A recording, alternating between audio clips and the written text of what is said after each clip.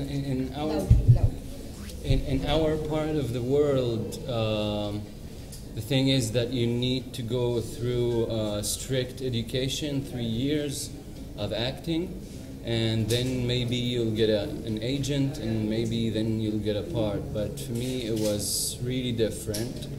I started on the dream of being a director, which was at the age of 12. I met Iran Reckless, which is the director of Dancing Arabs. I met him in Rafah, at my hometown. He shot a film, and I looked at him saying action and cut, and I said that's what I want to be, a director. After 6 years, a friend of mine called me up. Do you know how to act? I said, yeah, of course, I'm acting, I'm very well. I didn't know much about acting, and that's how it started, basically, yeah. Is this your first film? It's my first film, yeah, it's my first film. Thanks a lot, thanks. Filmmaking moments. Actually, while filming Dancing Arabs, we shot it in Jerusalem, which is the place I was born in. And the shooting experience was kind of a therapy to me, because what the character gone through in this film, pretty much I gone through as well, and we have much more similarities between those things.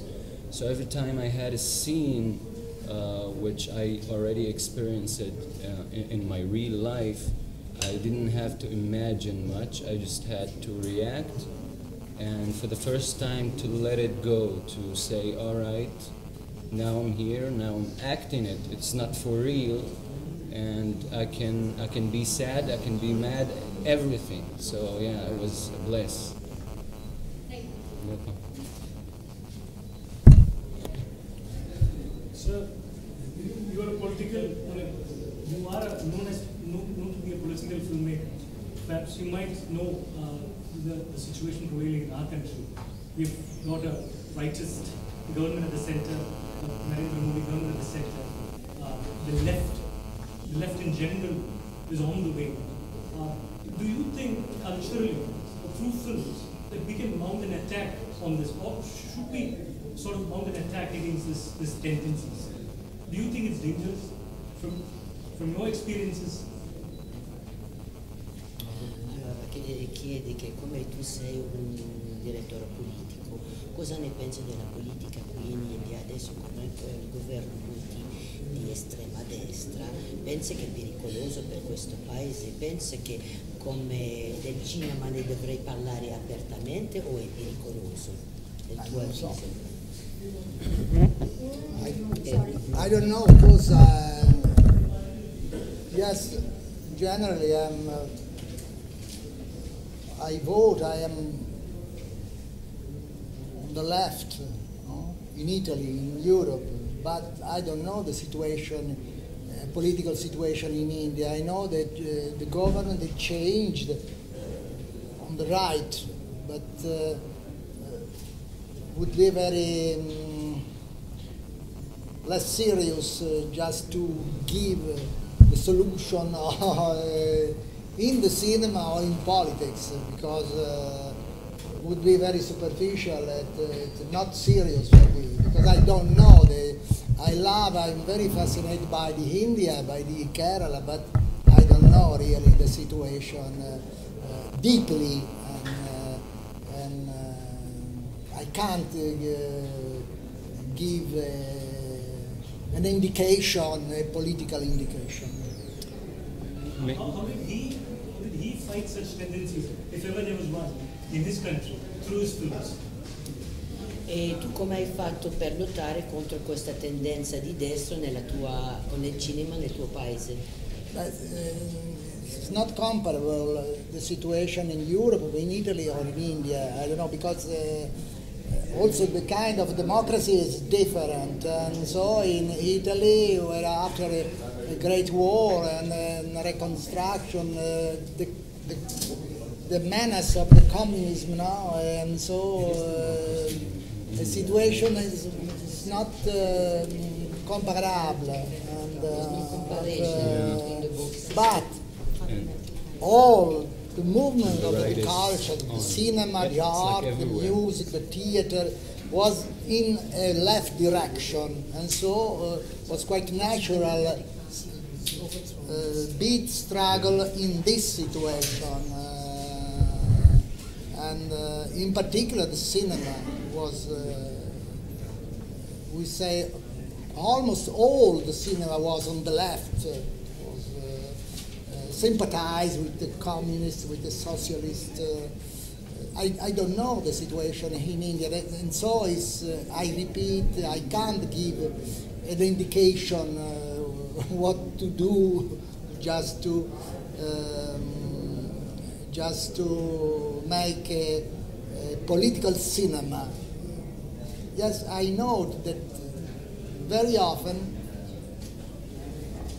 when I am à l'extérieur, When I'm outside, there is the feeling that in Italy there was, and maybe there is still, a kind of movement, political movement in the cinema. That was true in the past, but not now. Now, also, the political tension, the political interest is very down in relationship with the past. The past of my Jews, the past of when I was very young. At that time, the politics was very, very much more important than today. Why did you drop the idea of making a film, a satire on Silvio Berlusconi? I've heard that you had plans to. A colleague asked to me make the same question. Was very interesting, but now the star of Berlusconi decade is no more important. And at that time, to make a satire about Silvio Berlusconi was much more interesting than now. Now is a phenomenon exists, but doesn't condition the politics in Italy much less than before. And he has not the power. He has the power, but not the power of the state. And so the interest also to make a satire on him is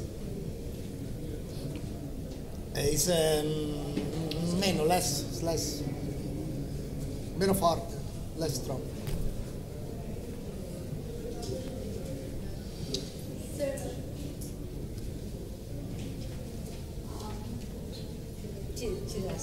Are you a communist still now? Do you believe in communism even now? And do you think, if you believe in it, do you think communism has still something to do for the society? No, comunista sì, ho capito. No, I'm not. I prefer to define myself like a peaceful anarchist, not a communist, because I never have been in the Communist Party because I don't like the a kind of. You have good membership in the party. No, never. I never been. I was a brief time in the Maoist movement when in '79, but my idea around left, but not communist. I never been communist. I never been in the Communist Party. Maybe I vote sometime for the communists, but I never have been in the institution of the Communist Party. Never. I sympathize for them, but never been. So, now you don't have any relation with the Maoist movement or left the movement? Yes, at the time, we think about '69, there were very young, the the struggle of the student, contestazione, the contestation. Exactly. We say the contestation. At that time, after the famous 68 May in the Europe, the young had the necessity to organize themselves in party. And so at the time, the idea of Mao Zedong, the Red Book, was very fascinating for the young people, and grow some Maoist party in which for few months I was in, and after I abandoned. Just was a very brief experience. There was not only one Maoist party, but many. One of these I was militant of this party. So this Maoism in our country, in India, is related to violence. They are slightly violent. Violence is part of their strategy. They are part of their ideology. So, was Maoism your? No, not violence. In the sense that this movement, this party, won't be legal against the terrorism, against the. Surely the goal, the final goal was take the power and change the society with a violent change. But that time was only just to make much expanded the influence of the Maoism, but disappeared very soon because it was an experience important, not real, not deep in the Italian society, and so in very brief time disappeared. My question to you now. What is the social political atmosphere in Italy? How is what, sorry? How is the social political atmosphere? Ma com'è la situazione politica e sociale adesso in Italia? It's very molto interessante. Influence in the cities. Ah, questo che ha influenzato il tuo cinema, la situazione politica. You're asking what is the Political atmosphere in Italy. now? Cos'è adesso la politica, l'atmosfera in Italia? I don't say I'm very impressed, because you are very interested in politics. I told you they're more interested here than anywhere else Yes, right now. but in Italy, the political class, the politicians are very disprezzati. Yeah, they are dispressed. Dispressed. The politicians are dispressed in Italy right now. Because all the people say that they're corrupt, that they think only to their own interest. And so, in general, the Italian people doesn't like the politics. This is very bad, because the politics is necessary. Otherwise, there is an anarchism. No? Yes. I was very interested in politics when I was very young. Now, if I think about my work, I think that the policy doesn't influence, not influence deeply in my cinema. Non mi ha influenzato profondamente. Non ti ha tanto influenzato come dicano loro. No. La politica, le idee sì, ma non la politica. So he's saying that the politics never really influence his work. Yeah. Thank you. Tawfeek has. Well, actually, when I've been told that I'm gonna sit right next to you, I was a little bit frightened. And we were talking here about much of the questions are about politics. and he said in some way politics is a necessity to us to move on and to continue. But I'm not a wise person. I'm a fool.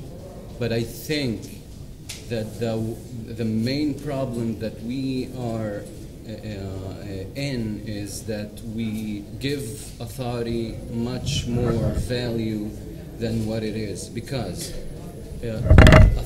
at the very end, at the very moment, politics is what divide us from each other. Because of politics, I need visa, I need to fight to go to another place, which is a little bit stupid because I was born in the same land that you were born. It's just a matter of distance. And we're going on and on, giving this authority, our authority, to people that at the end of the day, they're going to stand on their chairs, and every decision that they will have it under their own selfishness.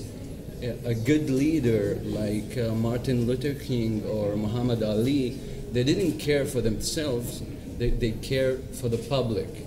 And even though politicians at start, it started really well, democracy and everything, but once you're there, you start to be focused on your own interests. There's a law that I need to vote for it. Wait, what is it going to do for me, not for my people?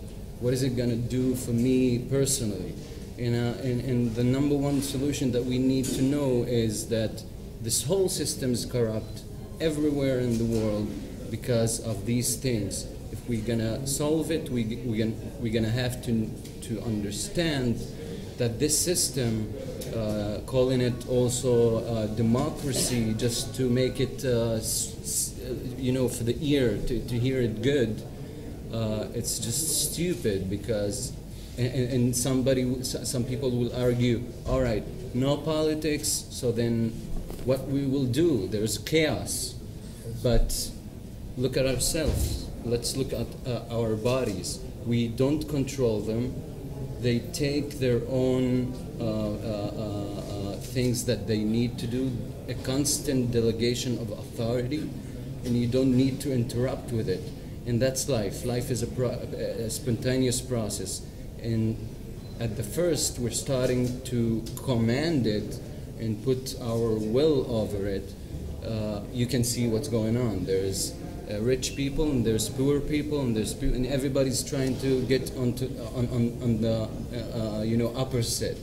But if there's going to be someone on the upper set, there's someone going to be on the down set, and politics will never achieve peace, achieve normal life, and we need to understand that the system doesn't work, and that's it.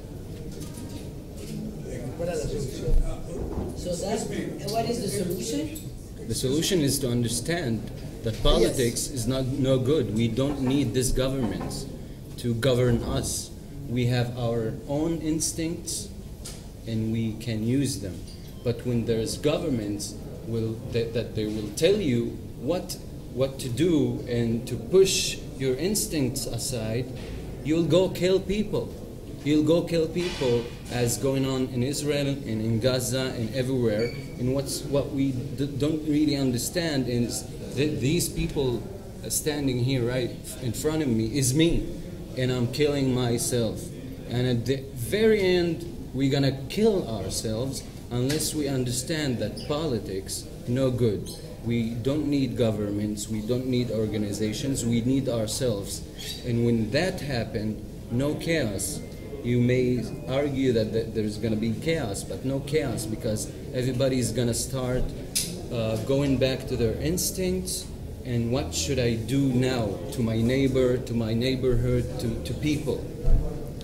That's the way it works until wasn't, politics. Can I ask you? You said something about two of you have been born around the same place. Yeah. Right? Please elaborate upon it. Be specific. where were you born and where was he born, and what are the differences now? Well, there's differences which is illusions. No. Be specific, because I believe that a lot of people here do not know exactly the kind of place, the kind of space that you're talking about. So be specific. Yeah, I'll be specific. I'm talking about the cosmos. I'm talking about the process itself. I'm talking about the Big Bang itself, and we are sitting here, the Big Bang itself, still going on. And that's the place we're living in. If he was living in Colorado or New York or India, it doesn't mean that he is separate from me. It doesn't mean that the ideas that we have on borders, and we made flags, pretty flags with plastic, and we regard them as necessary, and we regard them as who we are, we start to separate ourselves from the idea of ourselves and from reality, which is reality. I was born, I was not really born. I'm a symptom of this process, and I was on a certain place on earth. It doesn't mean that this earth is not me. This earth is exactly me, and you Indians, Hinduism, know it already. India is not Hinduism. Huh? India is not really Hinduism. India is not Hinduism. I'm talking about Hinduism. Don't be frightened.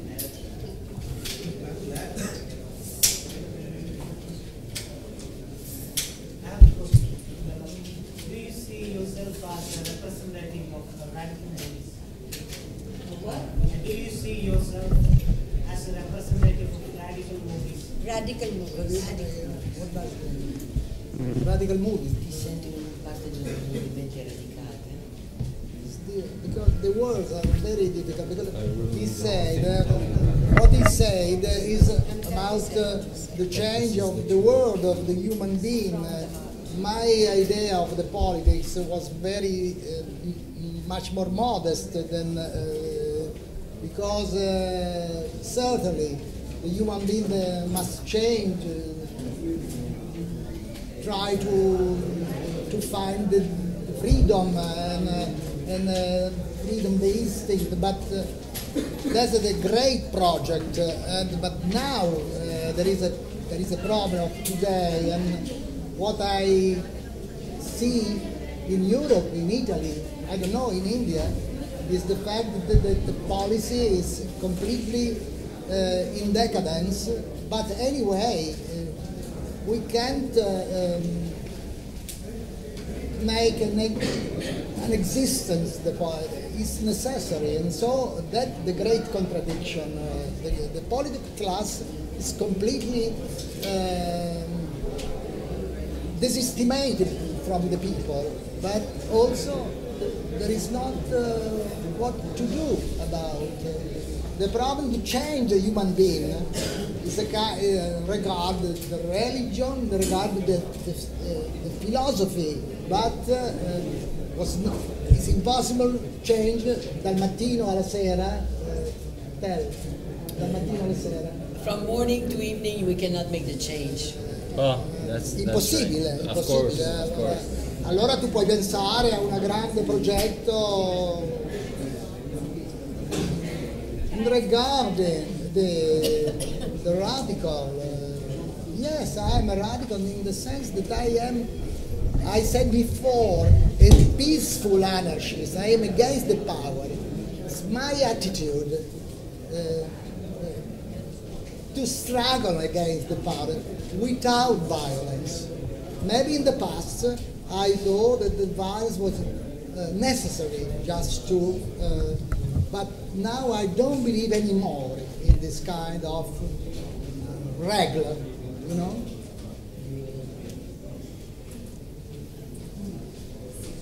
I have a question to Barhom. Yeah.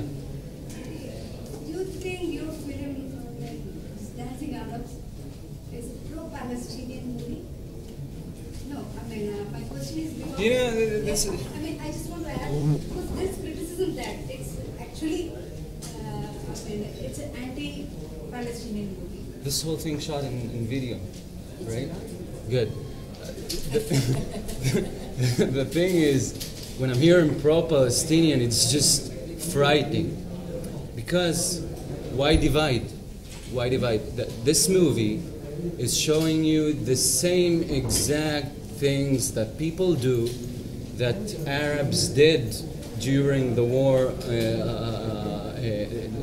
many years ago and still going on. I'm an Israeli. I'm not a Palestinian. I'm an Arab living in Israel. And I don't think it's a pro-Palestinian, because why? Once you put the category on a film as a pro-something, you divide yourself from other people, because if I'm going to say to you, yeah, it's pro-Palestinian, and you have the idea in your mind, no, Palestinians are not good, no good. Why? Why divide ourselves from the thing? Because this movie, exactly this movie, is trying to eliminate the illusions that we had in our minds, that Palestinians and Israelis are separate, are divided, are no good, they can't. We're human beings. Once you put the idea in your mind that you're different and you should feel fear from other people, I'm not looking at the news and the killing, but I'm saying this ideas with them we approached to kill each other and to say Palestinians, Israelis, Hindu people, Americans and everything. We're the same. Come on. See, this boy here, actually, what he does at the end of the movie, he decided to leave his identity. Yeah. Okay, so once a guy decided to leave his identity, he can live ever happily in Israel. Is that message he is feeling? That message? No, it's not a message. It happened to me. It's not a message. I grew up in a small village, Arab village, which my father and mother stayed after the 48 war, and it's not a message. It's just showing what's going on. Because at the age of 12, I left home.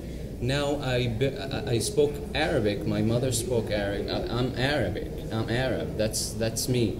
But at the age of 12, I left. I been around only Jewish people.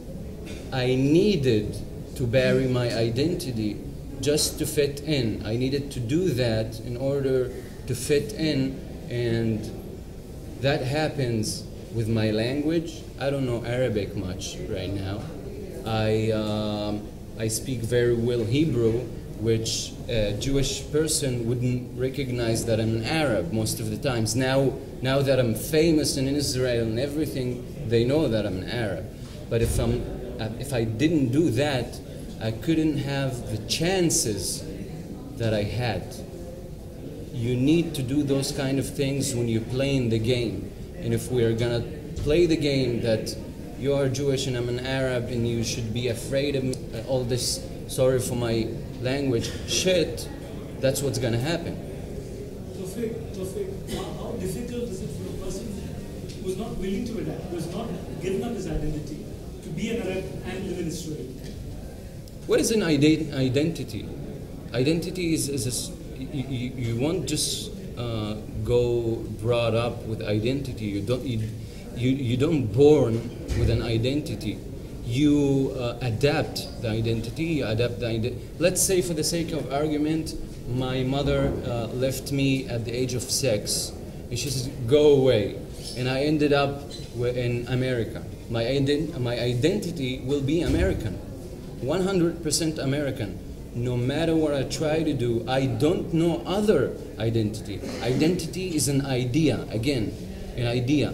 If we all been brought up on one certain idea, which we are human, but you might hear me and you say, yeah, he's crazy and love and everything is okay. No, but imagine if your identity and my identity were brought up on my father and mother just told me, and your father and your mother told you, Your identity is, you are a symptom of this process, and you're a human being. Would you see me different? Would you call me an Arab? Would I call you, you're an Indian? No. It's an idea, basically. And we need to admit it. Not playing the game furthermore. That's it. Tawfeek, we in India, we have this cosmopolitan thing. When we live as Hindus, we live as Muslims, we live as Sikhs. Yeah. Each one have their own identity, which is specified, which is clear, which is obvious. What I was trying to ask you is, to live as Arab in Israel, without leaving that identity, without shedding that identity, how difficult it is. You have adapted. You speak Hebrew. Yeah. There could be other youngsters your age. If I try to keep my own identity as an Arab and keep my behavior and my attitude and everything as an Arab in Israel, I need to just close myself with a very small community and just be there. And this is dangerous. This is very dangerous to everybody, because once you do that, you feel that life is all about you, about your individuality, and there's no one else, and you'll get afraid of other people, and then you start to say, all right, they're not me, I'm different, and I need to conquer them, I need to control them. That's what happened on the Holocaust. That's what's gonna happen till now, and gonna happen.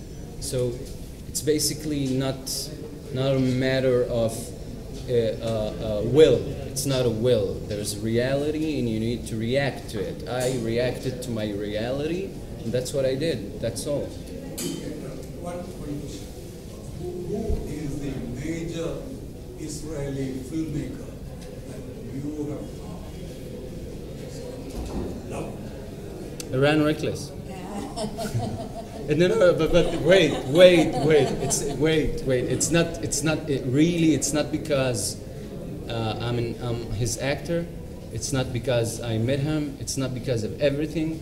Because when I met Iran Reckless at the very first time, not when I was 12 years old, running around in his sets, doing crazy things, I met a person who is awakened, who doesn't have any formula, any kind of belief, system of belief to govern his actions.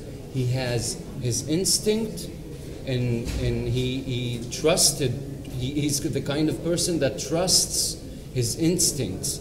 And at the moment you start to do that, you'll know what bad and what wrong. But if you're gonna try to govern it, it's not good. There are a couple of other filmmakers too, right? I'm sorry? There are a couple of other major Israeli filmmakers whom you've seen and watched and loved. Besides Iran Reckless? Actually, my childhood, when I was a child, I haven't been exposed much to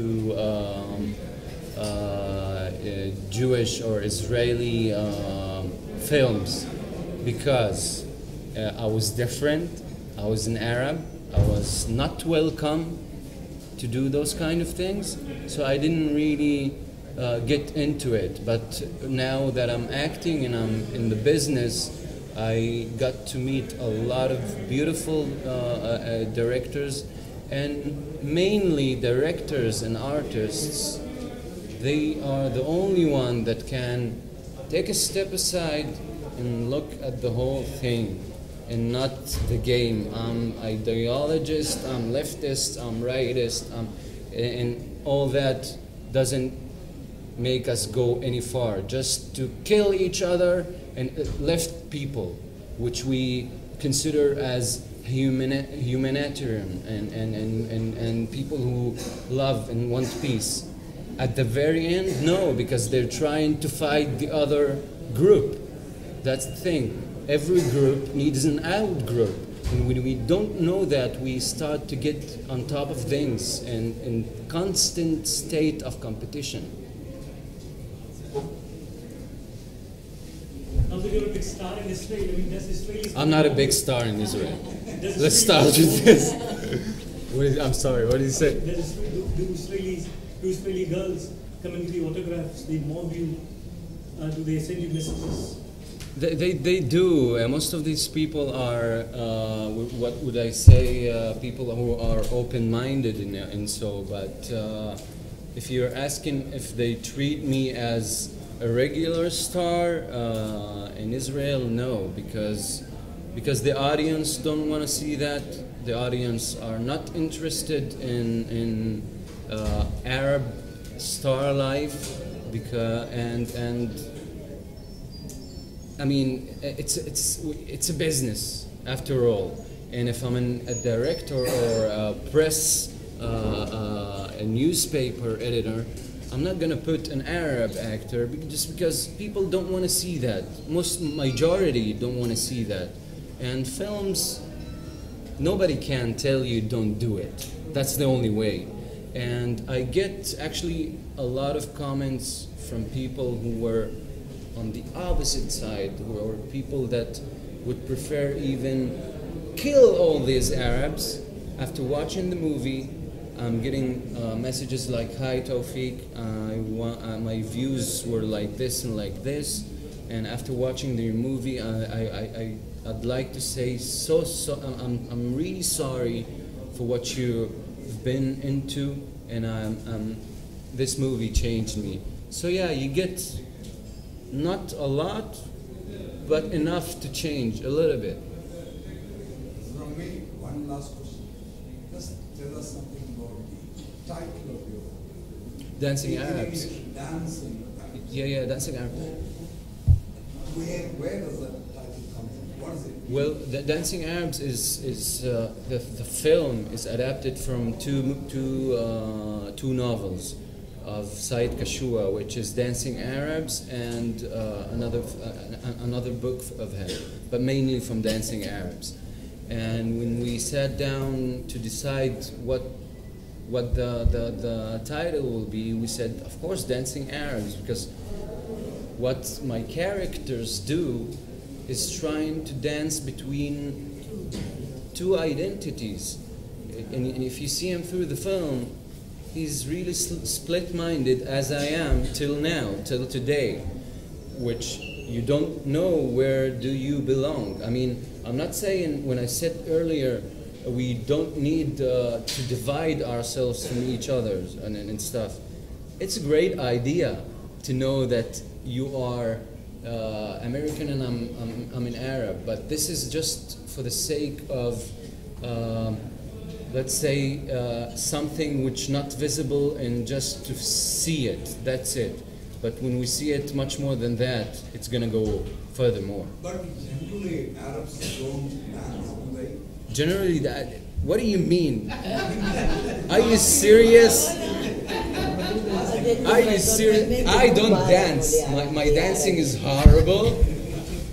But no. Arabs are dancing. Arabs are dancing a lot. I was dancing at two weddings is where this title came from. Yeah. Dancing at two weddings. There's an expression. No. Dancing is wonderful. I mean, like, we have a feeling here among us that, see, Arabs are always portrayed in certain specific ways. Yeah. Right? Wearing this long this kind of thing. And they don't dance. They don't dance. Except for the Sufis. Amazing Sufis. Right. But Sufis do it for the sake of meditation. That's the kind of general impression that we have. I mean, that is totally wrong. Yeah, and you totally said... wrong. That is why I'm asking you to speak about this. I'll speak about it. Well, those kind of impressions that you're talking about, they came from us from. Here is a Sufi. Oh, I need to talk to you. Those impressions that you were talking about, which is kafia and everything and all those kind of things, we get them under the impression when we see media.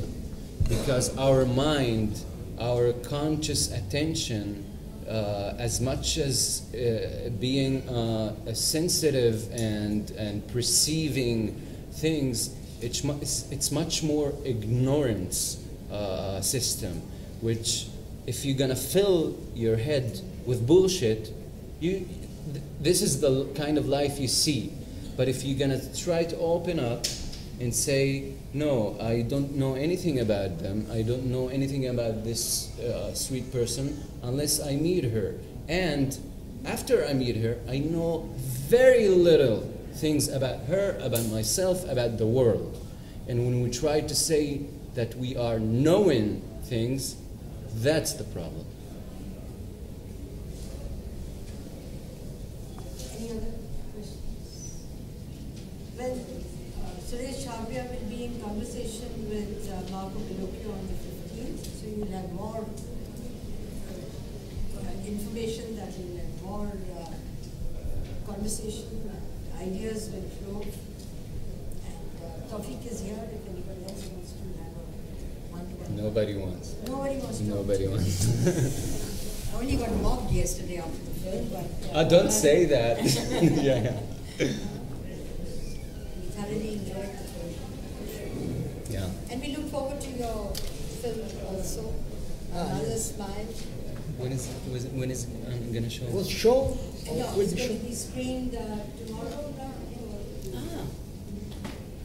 Maybe after, Tomorrow. if somebody will want to make see the film, make some Tomorrow answer. at 2:45 is the afternoon.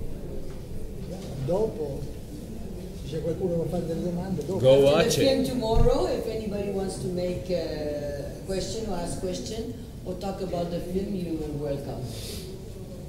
I'm very glad to answer. Ask anything. I'll be there also. I'm coming to see Okay. it. Of course. What do you mean? I love the title of The Mother Smile. Can you Sì. repeat the title? The Mother My Smile. Mother's Smile. Yes, there's a mystery in this It's smile. Enigma. Enigma, sì. Enigma, yeah. Va bene. Ma. Ma is mother in it. Thank you Okay. very much.